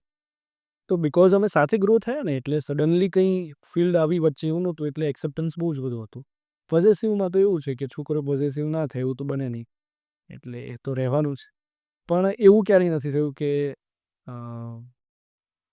મેક્સ ટુ મેક્સ લાતો ને ઘૂસો એનાથી વધારે કંઈ ના ફરજ. એવી કંઈ ઓકે. કેમ કે મેં આ વસ્તુ બહુ લાઈક કદાચ હું હોય તો હું તો એક્સેપ્ટ ન કરીશ. પણ તમારે અલગ હતું, સીન અલગ છે કારણ કે તમે પહેલેથી એક્ટર બન્યો ને પછી અમે એકબીજાને ઓળખતા થયા. એવું તો છે નહીં. અને બીજું અગેન મેં કહ્યું એમ મારી લાઈફ હું કામ પર રહ્યો એટલા સમયે જ ફિલ્મોથી હેરાયેલી છે. એના સિવાયનો સમય મારો પૂરેપૂરો પરિવાર ને મારા મિત્રો સાથે છે, એટલે they know their worth. તો ટ્રાવેલિંગ ગમે તમને? ખૂબ ખૂબ અતિશય ગમે. પ્લાન્ડ કે અનપ્લાન્ડ? ને પ્લાન્ડ અનપ્લાન્ડ વાળો હું નથી. ઓકે. એટલે અનપ્લાન્ડ અમુક અંશે સુધી ચાલે, બાકી થોડું બેઝિક આમ એવું ક્યારેક થયું નથી મારી લાઈફમાં. એવા ડફોળ જેવા મિત્રો મળ્યા છે ને મને કે કોઈ મને ક્યાંય ઉપાડી લઈ જવા નથી. હું એ છું કે જે લઈ જાઉં બધાને. નાનો ડફોળ જેવાની બહુ સારા મિત્રો છે. તારી એટલે મન ને બીજા બધા જેટલા પણ કુલ્લી દિવ્યો આ બધા મારા મિત્રો છે. આદિત્ય આ બધા મારા બહુ સારા મિત્રો છે. પણ મોસ્ટલી આવું થયું કે હું એ લોકોને અમે પ્લાન બનાવીએ કે ચલો ને એમ વેરી એન્ડ ચલો ને, પ્લાન સક્સેસફુલ જાય એ બહુ કહેવાય. નથી જતા નહીં જતા ગઈકાલે બનાવેલો પ્લાન હોય ને એ આજે થઈ જાય. નથી. અમે લોકો આંગળીના વેઢે ગણી શકો 2 જ વખત કદાચ અમે 13 વર્ષ જૂના મિત્રો 2 જ વખત ક્યારેક બહાર ગયા. બાપરે. અને છતાં અમે બધા ફરવાના ખૂબ શોખીન. તો ટ્રાવેલિંગ લાઈફમાં ઇમ્પોર્ટન્ટ છે કે નહીં? ખૂબ ઇમ્પોર્ટન્ટ. એટલે હું એવું માનું છું કે તમારો એક ફેઝ આવે, તમારી એક ઉંમર હોય કે જ્યારે તમે કામને ખૂબ પ્રાયોરિટી આપો. હું એ એજમાંથી એ ફેઝમાંથી જઈ રહ્યો છું. પણ એની વચ્ચે કમ્પલસરી એક સમય કાઢીને ફરવું જ જોઈએ. કારણ કે નહીં તો તમારી અંદરનું બાળક બી મરી જશે અને તમે માત્ર કામ કામ કામ કામ કામ કરશો. અમે આસપાસના લોકો બી તમારાથી કંટાળી જશે કે યાર શું છે ભાઈ, હા તું કરે છે અમે બી કરીએ છીએ. મને કેટલું હોય પછી છોડ ને, એમ થોડું તો રિલેક્સ થાય, થોડું તો ફર, આ કર તે કર. સમટાઈમ્સ નવરા બેઠા રહેવું તમારા બેડ પર, સોફા પર ચડ્ડો ટી શર્ટ પહેરીને એ પણ જરૂરી છે. એટલે આઈ થિંક કે ફરવું ખૂબ જરૂરી છે. અને જેટલા માણસોને અલગ અલગ પ્રાંતના, અલગ અલગ રિજનના, કલ્ચરના લોકોને મળો, it's almost like reading a book. કે એટલું તમે માણસને સમજો, એની ભાષા, એની લોકાલિટી, એની વોકાલિટી, એના આજુબાજુના એટમોસ્ફિયર, બહુ શીખવા જેવી બાબત છે. તો તમે ઓછું ટ્રાવેલ કરેલું? તમે એકલા ફરેલા? ના, હું સોલો ટ્રીપ વાળો માણસ નથી. ઓકે. લાઈક લોકો જોઈ જણા બધા સાથે. હા, લોકો જોઈએ. અને પછી હું જ્યાં પણ જાઉં તો ત્યાં હું મારો સમય કાઢી લઉં, પણ લોકો વગર તો નહીં. એટલે પરિવાર વગર કે ફ્રેન્ડ્સ વગર, ગમતા લોકો વગર નહીં. મને એકલા ટ્રાવેલ કરવું ના ગમે. મને બહુ જે નોટ ઇન્સલ્ટિંગ પણ મને બહુ બોરિંગ લાગે એમ કે યાર. ઓર મે બી એ એક ફેઝ હોય છે લાઈફનો. કદાચ 22-23 વર્ષના હો ને ત્યારે તમે એક્સપ્લોર કરવાનું ચાલુ કર્યું હોય તો તમને ચસ્કો લાગી જાય. પણ મેં ત્યારે એક્સપ્લોર નથી કર્યું એટલે મને હવે, બિકોઝ એવા એટલા બધા ઇમ્પોર્ટન્ટ લોકો છે કે હવે એ લોકોને મૂકીને થોડી જવાય યાર, એવું થઈ રહ્યું છે. બર્ડન નહીં પણ મજા નહીં આવે એમ. બટ આઈ થિંક સોલો મને એવું લાગે, મારો ટ્રાવેલિંગ માટે એક પર્સપેક્ટિવ છે કે એક એજ પર તમે ટ્રાવેલ કરી લેવું જોઈએ. કેમ કે પછી ધારો કે અત્યારે you can control your body, physically તમે થોડા વધારે ફિટ હો. આફ્ટર સમ એજીસ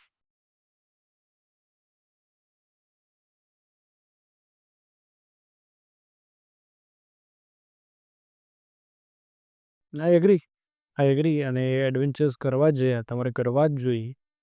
જેમ કે મારા મમ્મી છે, હવે અમે લોકો લગભગ 3-4 વર્ષથી એવી ટ્રીપ પ્લાન કરીએ છીએ કે કાશ્મીર જવું છે ફેમિલીને. કાશ્મીર. અને હું પોતે એવું છું કે મને ભારતમાં ફરવું, હું આઉટ ઓફ ઇન્ડિયા ક્યારેય ગયો નથી. એટલે આઈ હેવ નોટ એક્સપ્લોર્ડ એનીથિંગ. મારો પાસપોર્ટ મેં રિન્યૂ કરાવ્યો હમણાં, કોરો. બરાબર છે, કોરો પાસપોર્ટ મેં હમણાં રિન્યૂ કરાવ્યો. તો વિચાર કર્યો એટલે જે લેવલનું પેશન્સ હશે મારામાં. અને મારા મમ્મીના અસ્થમા છે, નોટ વેરી સિવિયર, પણ એમના અસ્થમા છે. તો હવે એ ઓલમોસ્ટ 70 થવા આવ્યા છે. તો અમને બહુ બીક લાગે છે કે યાર એ હાલતમાં એમની જોડે કાશ્મીર જઈએ કે નહીં. અરે એક કામ કરીએ, આ વર્ષે તો રહી જ આવીએ, કારણ કે હવે ધીરે ધીરે ઉંમર તો વધવાની જ છે. એટલે આ બધા ડાયલેમાં થાય ઉંમર સાથે. એટલે હું એવું માનું કે 20 થી 40 એ એવો સમય છે કે વોટએવર 20 થી 50 તમે પોતાને મેન્ટેન કરો તો આજીવન, કે જ્યારે તમારે તમારા કરિયર અને આ વસ્તુ બંનેને બહુ સરસ પ્રાયોરિટી આપવાની છે. એ બેલેન્સ હોય એ બધી વસ્તુ. It is the best years of your life. That's why. મેં એક સાંભળેલું કે લાઈક તમે ગાડીમાં જાઓ છો અને આજુબાજુ જોયા વગર કે ઉતરા વગર તમે 8 કલાકની જર્ની કરો છો. It is same thing. Yeah very. તો મુંબઈ જવાનો, હા, બોલિવૂડમાં એન્ટર થવાનો કઈ વિચાર ખરો? આ બાજુ ને બધા રાહ જોવે છે મારી. આ મને હિન્દી ફિલ્મો એટલે બોલિવૂડ કે હિન્દી ફિલ્મો એમ સ્પેસિફિકલી નહીં, પણ મને નેશનલ ટેલિવિઝન માટે 2-4 વખત ઓફર્સ આવી છે, સિરિયલ્સ માટે ને એમ. પણ હજી હું એ ઢાંચા માટે તૈયાર નથી, ઓકે. અથવા તો એ મારી પ્રાયોરિટી નથી. મને એવું લાગે છે કે મને જો હજી દર 3 મહિને અલગ વાર્તા, અલગ પાત્ર નિભાવવાનો ચાન્સ મળતો હોય તો મારે એ નથી કરવું. એ વસ્તુ ઇન્ફિરિયર છે એવું નથી કે તમે ખૂબ ફેમ છે, ખૂબ પૈસા છે, તમારો ઓલમોસ્ટ 9 to 5 જોબ જેવું રૂટીન થઈ જાય મહિનામાં 20-25 દિવસ. પણ મને એ ઓપોર્ચ્યુનિટી બહુ જ સરસ છે, મારે અત્યારે નથી લેવી એવું મને લાગે છે. બની શકે કે આના પોડકાસ્ટ પછીનો બીજા પોડકાસ્ટ નેક્સ્ટ યર કરીને હું સિરિયલ કરતો, બની શકે. અત્યારે મને નથી લાગતું એવું. હિન્દી ફિલ્મોમાં મને કંઈ એવું ઓફર નથી થયું, મારો રાહ જોઈ નથી બેઠા. મારા સતત ઓડિશન્સ અને ટ્રાયલ્સ ચાલુ રહેતા હોય છે. પણ હા, એમાં પણ મને એવું છે કે હું જે કંઈ પણ કરું પહેલી વખત, it should make a mark. ગમે તે આવીને જતું રહ્યું એવું ના હોય. સરસ હશે અને હું જ્યારે પણ સિલેક્ટ થઈશ તો મારી પહેલી પ્રાયોરિટી હશે. પણ એ મારી ટ્રાય જેટલી ચાલુ છે કે જ્યારે પણ હું 2-3-4 મહિને મુંબઈ ઇન્ટરવ્યૂઝ પર જાઉં તો મારે જે લોકોને મળવું છે, મારા મેરિટ પર મારે કામ લેવું છે, ઓડિશન્સ મોકલવા છે, એની વચ્ચે હું સારું ગુજરાતમાં કામ કરતો જાઉં કે જેથી કરીને હું અલગ અલગ વસ્તુઓ ટ્રાય કરું. ફોર એક્ઝામ્પલ, કાલે લગ્ન છે ઇન્ટરવ્યૂ, હું અને તું, આ તમે ત્રણેય જોશો ને તો ત્રણેય જમીન આસમાનના ફરકવાળા કેરેક્ટર્સ છે. હું ને તું એકદમ ફ્લેમ્બોયન્ટ હિરોઇક કમર્શિયલ છે. ઇન્ટરવ્યૂ યુ હેવ સીન એ કેટલું અલગ છે. આ રહ્યું તો એવી કોમેડી કે જે મેં ક્યારેય કોઈ ફિલ્મોમાં કરી જ નથી, આવનારી 3-4 ફિલ્મોમાં હું કરવાનું નથી, એવી મેં ટ્રાય કરી. I don't mind feeling. કોઈ મને આવીને એવું કે ને, મૈત્રી મને આવીને એવું કે ને કે મને તમે ઇન્ટરવ્યૂમાં બહુ છો અને મને બિલકુલ સહન જ ના થાય કાલે લગ્ન છે એમાં, that is perfectly fine with me. આ એક્ઝામ્પલ આપ્યા, બંને ફિલ્મો એવી છે, એવું નથી કહેતો, એક્ઝામ્પલ આપી. એ મને એટલે એક્સેપ્ટેડ છે મારા માટે, કારણ કે હું સેમ વસ્તુ કરું અને તને ના ગમું એના કરતાં હું એવું તો કહી શકીશ, પણ મેં તો જોયું, મેં સેમ વસ્તુ ના કરી, એક અલગ ટ્રાય કર્યું ને I failed. So I don't mind failing, I mind not trying. Okay. I don't mind failing. હું કોઈ પણ રિસ્ક લઈશ તો હું પૂરેપૂરી એ તૈયારી સાથે લઈશ કે આ ક્લિક થશે અથવા તો નહીં થાય. પણ હું એનાથી તો બીવી જ જઈશ કે હું ને તું ગમ્યું ને યાર, દરિયામાંથી બહાર આવે, ચલો ને યાર, તો નેક્સ્ટ ફિલ્મમાં તમે એક સીન આમાં એવું નાખો ને કે હું પાછી એવી બોડી બની લઈશ. અરે શા માટે? એવું નથી કરવું. આ ફિલ્મમાં જરૂર નથી, આ ફિલ્મમાં જગ્યા જ નથી. તો મને એવું છે કે એટલું મને જ્યારે સરસ એક્સપેરિમેન્ટ કરવાનું મળે છે એ કરતો રહું અને સાથે સાથે ત્યાં પ્રયાસ ચાલુ રાખવાનો. જ્યારે પણ સરસ ઓપોર્ચ્યુનિટી આવશે આમ ગ્રેબ કરીને કરી લઈશ. હોન્ટેડ કેરેક્ટર કરવું છે ક્યારે? હોરર? હા હા, એટલે ભૂતનું. ભૂતનું? અરે વાહ. એટલે ભૂતનું કે પછી હોન્ટેડ મૂવીમાં કયું જાનર ગમે તમને? મને મને બધાય છે ને, બધા જ પ્રકાર. હોરર મૂવી જોવો તમે? હા હા, હું બિલકુલ જોઉં, મને બિલકુલ બીક ના લાગે. બીક ન લાગે? ના. ક્યારે શૂટ ઉપર કઈ હોન્ટેડ એક્સપિરિયન્સ થયેલો ખરો? મને થયો નથી, પણ અમે લોકો હમણાં જ સુરતમાં એક ફિલ્મ શૂટ કરતા હતા અને ત્યાં શૂટ કર્યું અને પછી હું બહાર ઊભો હતો ને પેલો ઈપી આમ બંગલો હતો મોટો, અને એ સુરતથી આગળ ડુમ્મસ એરિયા જે છે એ ડુમ્મસ રોડ પર હતું અને બંગલો ચકાચક, એમ એક્સ્ટ્રાઓર્ડિનરી બંગલો. એટલે તમને એવું લાગે કે આ તો કોઈ મલ્ટી બિલિયનરનો બંગલો એવો છે, મેઇન્ટેન, ત્યાં બીજી ફિલ્મોના પણ શૂટ થયેલા છે. પછી વચ્ચે કંઈક ડિનર બ્રેક હતો ને હું ને ઈપી રાત્રે 11-12 12 હવે તમે પાતા ને કંઈક બોલી રહ્યો હતો ક્યારે હું બધું સરસ છે, પણ આટલી વીરાન જગ્યાએ કેમ છે આ? અરે વો ઇધર બહોત કિસ્સે ના હોન્ટેડ જગહ હૈ. મેં કીધું શું પત્તે ટોકે છે. तो क्या इधर 2-3 सुसाइड हुए और मैं कીધું એ ભાઈ ઊભો રે એ શાંત થઈ જા તું શિફ્ટ નાઇટ શિફ્ટ છે શૂટની 4-5 વગાડવાના છે તું કેમ અત્યારે આ બોલે કે નહીં અને એ એવો માણસ કે જે ખરેખર એ મસ્તી મજાક પેટી જ થઈ જામ બહુ સરળતાથી બોલે કે ભાઈ આવું આવું છે એ તો યાર એટલે પછી કંઈ થયું નહીં હું કંઈ એવો ડરી પણ ના આવ્યો કારણ કે પછી કામ ચાલતું એટલે તમારું ધ્યાન આમે ટીમ હોય ને સાથે તો એટલો બધો વધારે ના લાગે ટીમમાં તો કેટલા રાક્ષસો હોય બધા પણ ના મને ક્યારેય કોઈ એક્સપિરિયન્સ નથી થયું શૂટ પર મને નાનો હતો ત્યારે બહુ બીક લાગતી હવે એટલી નથી લાગતી I love watching haunted films and I would love to be part of one of them તો 100 તમને કોમેડી તો નથી લાગતું ને લાઈક બહુ વધારે કોમેડી જ લાગે સાઉન્ડ વગર સાઉન્ડ હારે બહુ ના વધારે મને ના મને કોમેડી મને હોન્ટેડ હોય એટલે ફીલ આવે વાઇબ પણ આવે હું એ થ્રિલમાં જતો પણ રહું થોડું ડરી પણ જવું પણ ઉઠી લેવું પડે આમ કરવું પડે અને અથવા આમ જે જોતો હોય ને આમ કરી દેતે એવું નહીં ઓકે બિઝનેસ માટે સૌથી જરૂરી છે 2 ફેક્ટર, એક યુનિક આઈડિયા અને બીજું માર્કેટિંગ. અને આજકાલની જરૂરિયાત પ્રમાણે ખાસ કરીને ડિજિટલ માર્કેટિંગ વિશે વિચારવું પડે. માટે બિઝનેસ પ્રોફાઇલ માટે સૌથી વધુ ઇમ્પેક્ટફુલ છે એક પ્રોફેશનલ વિડિયો એડ. શું છે આ પ્રોફેશનલ વિડિયો એડ? ક્યાં બને, કઈ રીતે બને, કોની પાસે બનાવડાવી? અરે તમે શું કામ ચિંતા કરો છો? એમડી એડવર્ટાઇઝમેન્ટ છે ને, અહીં તમે બનાવડાવી શકો છો દરેક ટાઈપના બિઝનેસની એડ્સ અને એ પણ એકદમ નોમિનલ પ્રાઇસમાં, જેમાં માત્ર તમારે આપવાની રહેશે તમારા બિઝનેસની ડિટેલ્સ અને તમને મળી જશે એક અપીલિંગ સ્ક્રિપ્ટ, પ્રોફેશનલ વિડિયો તથા એડિટિંગ અને મારા એન્કરિંગ સાથેનો તથા વોઇસ મોડ્યુલેશન સાથેનો એક ટિપ ટોપ વોઇસ ઓવર વાળો વિડિયો કે જેનાથી સોશિયલ મીડિયા પર તમે રિપ્રેઝન્ટ કરી શકશો તમારા બિઝનેસને. એમડી એડવર્ટાઇઝમેન્ટ તમને માત્ર વિડિયો એડ્સ જ નહીં, સાથે ઇન્સ્ટા અને ફેસબુકના માર્કેટિંગ પેકેજ પણ પ્રોવાઈડ કરે છે. વધુ ડિટેલ્સ માટે કોન્ટેક્ટ કરો 6353140700. એમડી એડવર્ટાઇઝમેન્ટ, આઈડિયા से इंडिया तक. તો એમડી એડવર્ટાઇઝમેન્ટ મારી જ બ્રાન્ડ છે. કઈ એમડી એડવર્ટાઇઝમેન્ટ એવું લાઈક આપણે એવું કહી શકીએ કે એમડી એડવર્ટાઇઝમેન્ટ સ્પોન્સર કર્યું આ પોડકાસ્ટ. અરે વાહ પ્લીઝ યસ તો એમના તરફથી રેપિડ ફાયર છે એમડી એડવર્ટાઇઝમેન્ટ તરફ. MD advertisement yes. MD advertisement okay beach और माउंटेन, माउंटेन्स एक्टिंग और क्रिकेट, क्रिकेट लव और करियर. Love okay. वेज और non veg, veg healthy eating और टेस्टी ईटिंग, हेल्दी थी sad songs, party songs. Sufi songs oh. Bike और car, મને મારું Enfield bike બહુ ગમે છે પણ તમે અત્યારે લઈને નીકળો. હા લઈને ચલો કેમ નહીં અચ્છા આમ લોકો ઓળખી જાય સેલ્ફી. ત્યાં ને એવું નથી થતું એટલું બધું નથી થતું હજી એ સ્ટેજમાં આવ્યો છું કે 10માંથી 6 લોકો ઓળખી જાય હા. 2 લોકો કન્ફ્યુઝ હોય અને 2 લોકો ના એના સીન ટેન્શન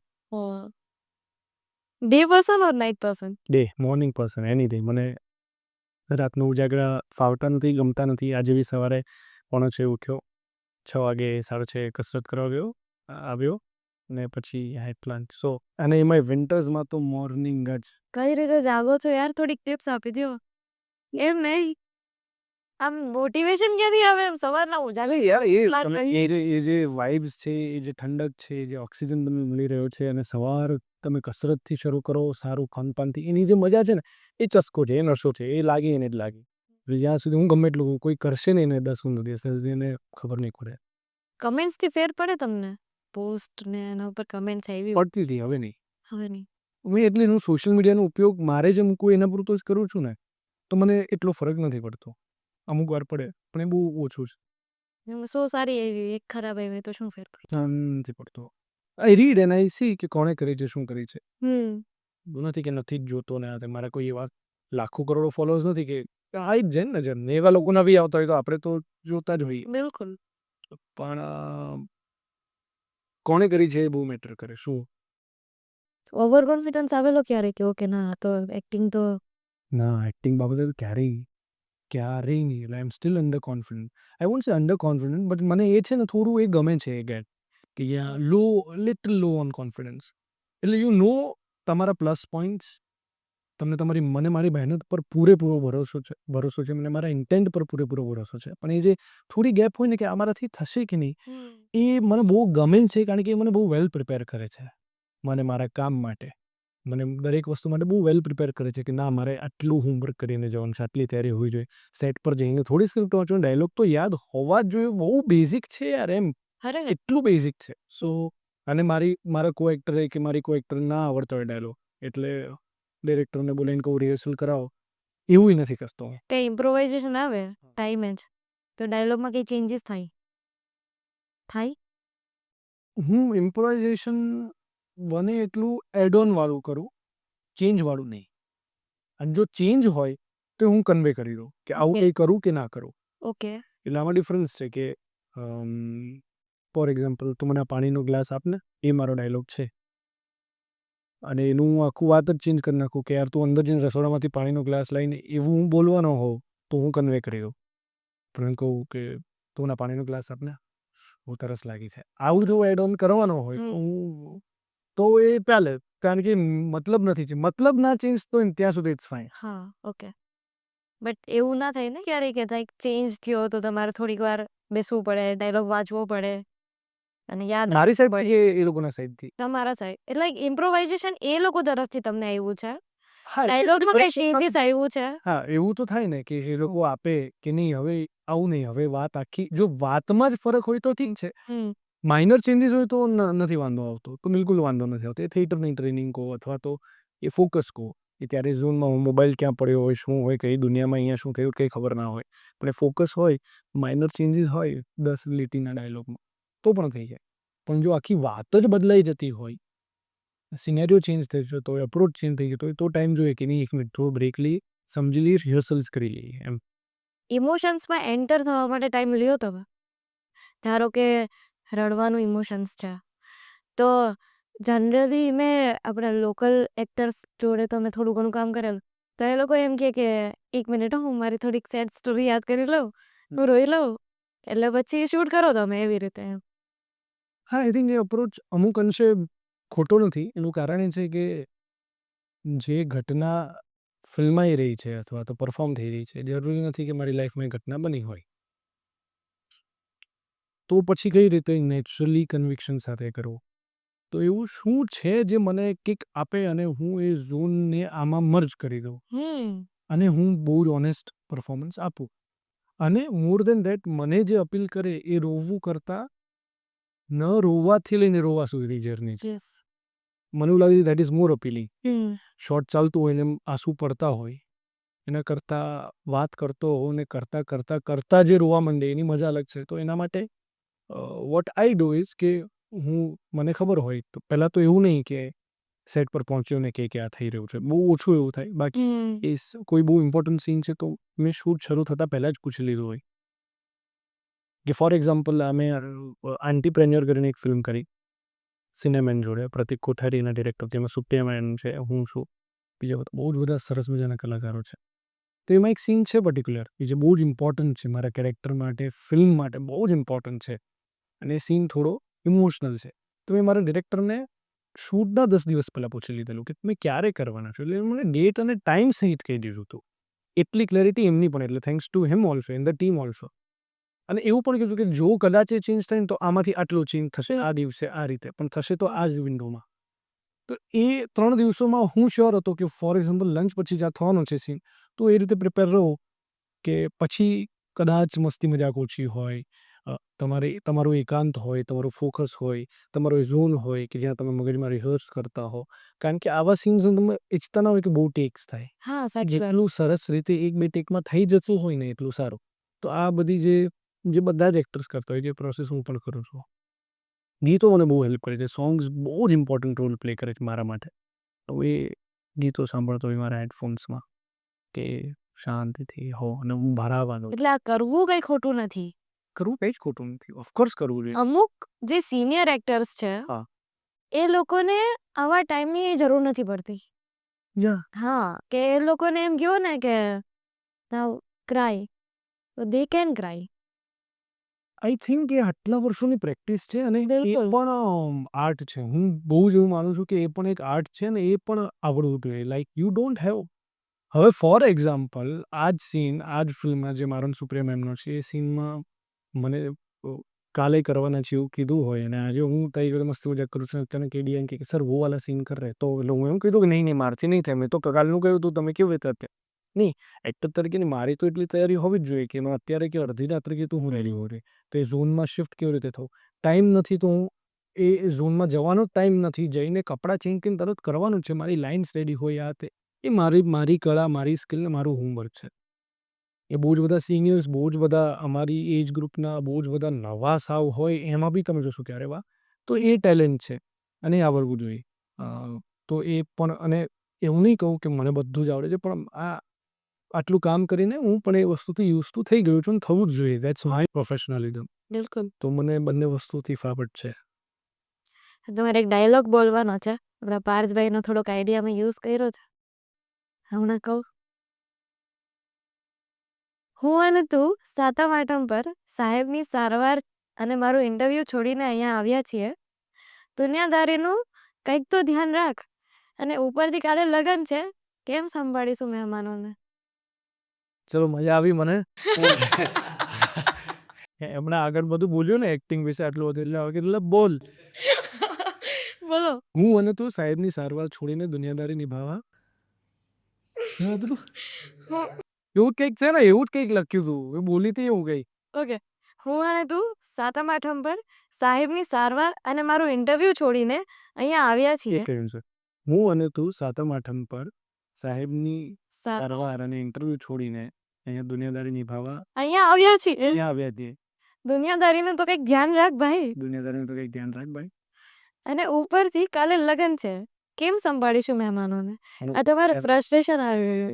કેમ ન સંભાળીશું મહેમાનો ઓકે હજી એક વખત બોલીએ આપણે હું અને તું હું અને તું સાતમ આઠમ પર હું અને તું સાતમ આઠમ પર સાહેબની સારવાર અને ઇન્ટરવ્યુ છોડીને આવ્યા છીએ. અહીંયા આવ્યા છે દુનિયાદારીનું કંઈક તો ભાન રાખ ભાઈ ઉપરથી કાલે લગન છે કેમ ન સંભાળીશું મહેમાનોને હા. તો ફ્રસ્ટ્રેશન આરે બોલવાનું છે. છેકથી છેક કેમેરામાં જોઈને છેકથી છેક ફ્રસ્ટ્રેશન જ છે એટલે ઈ તમારા ઉપર છે. પછી હવે ઇમોશન્સ તમે એડ કરો આનામાં. ઓકે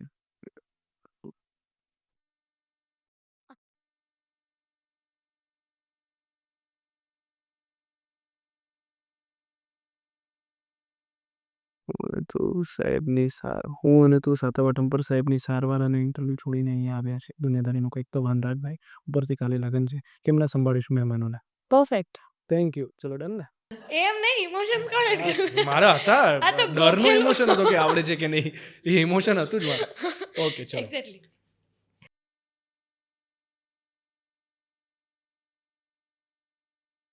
હું અને તું શું હતું આગળ હું અને તું Yeah. સાતમ આઠમ પર એક્શન બોલવું પડશે એવું ના ચાલે યાર એક્શન બોલવું પડે પાર્થ તમારે સાહેબ. ઓકે. Roll camera action.